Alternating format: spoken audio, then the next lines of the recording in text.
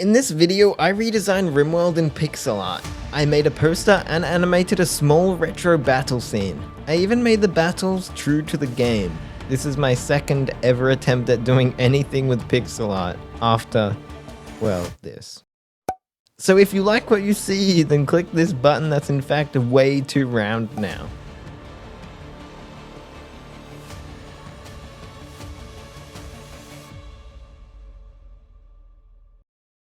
The first thing I wanted to redesign was my first pixel art, but I had to let that go for obvious reasons. So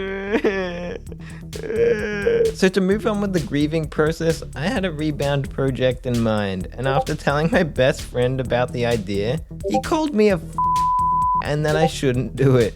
Which may be true, but I was determined. Oh, by the way, if you're somehow watching this and you don't actually know what RimWorld is, well, I'm not angry. I'm just disappointed. Also, this is RimWorld. Don't go in those buildings. They've nasty critters. Milk this thing, not to drink. To power the automatic doors in your bedroom. Hey, look at this little thing. What is that? Oh, and you can destroy your whole family with this one. Yum. But first, I needed some practice. More than just one go at pixel art.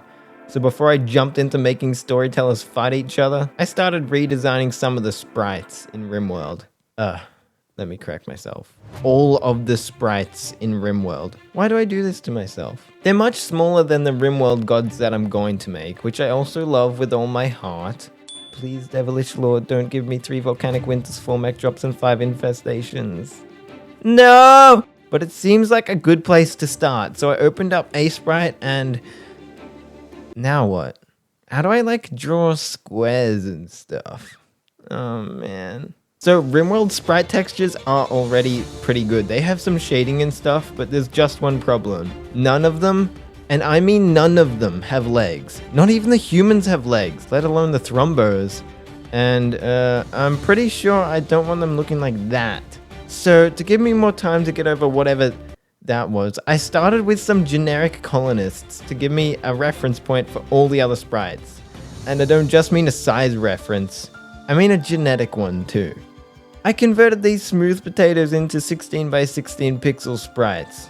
After cleaning up these sprites, I narrowed the color palette to 28 colors to give them more of an arcade kind of look. Considering they previously had over 120 different colors, I think we did pretty well for ourselves. At this point, I was feeling generous, so I gave them the one thing they always wanted. And no, it wasn't me undoing centuries of corrupted DNA and Cronenberg genetics. I did the easy thing, and just gave them some legs. No. No! Okay, I can see why they didn't for the colonists, but I'm not giving up hope for the other sprites just yet.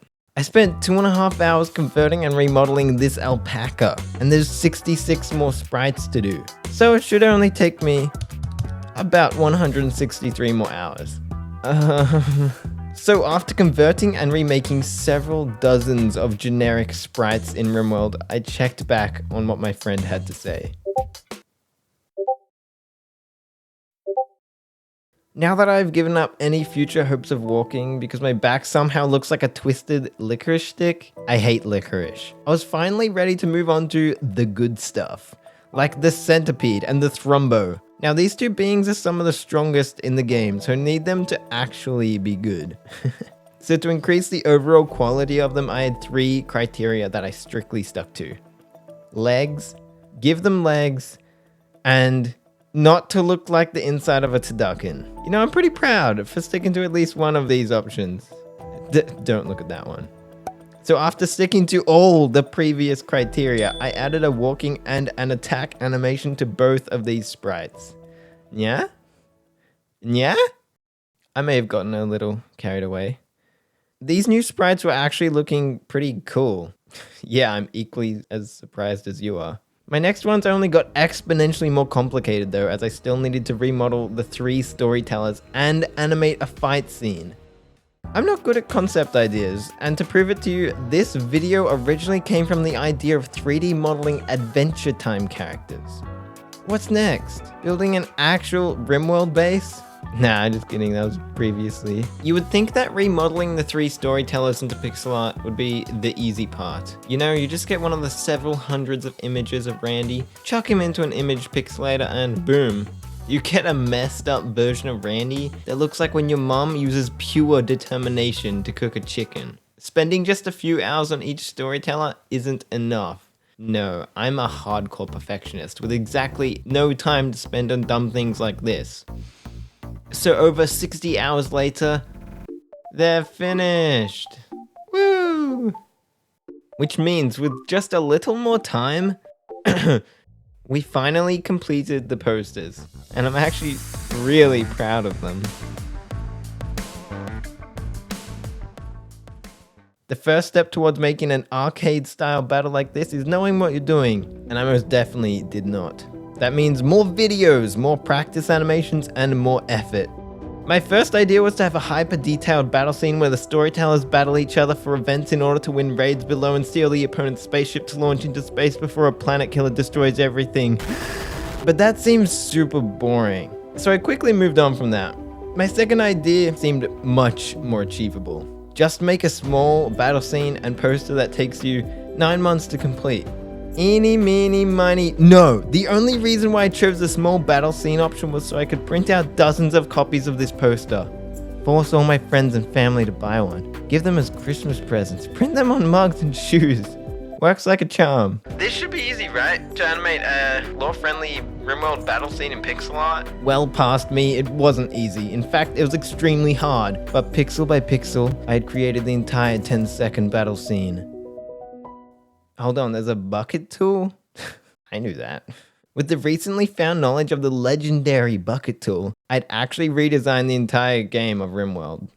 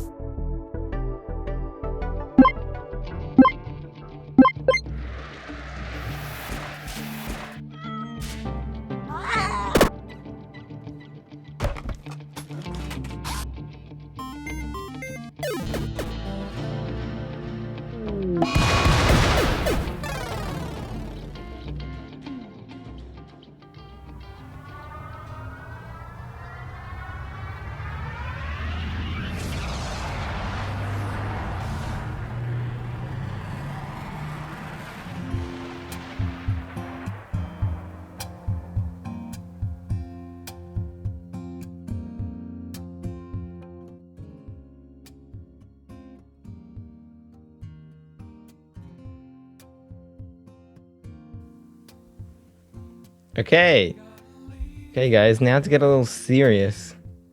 I've genuinely learnt so much from this project. It's been a constant in my life for nearly a year. And honestly, I'm sad to see it's over. It brought some happiness into my life. But man, it's a beauty. Man, it's a beauty. I love it. It's actually the best thing that's happened in a while. Anyway, you can go buy it over at redbubble.com. I have a little thing there. You can join my Discord. I really need some people for some future videos.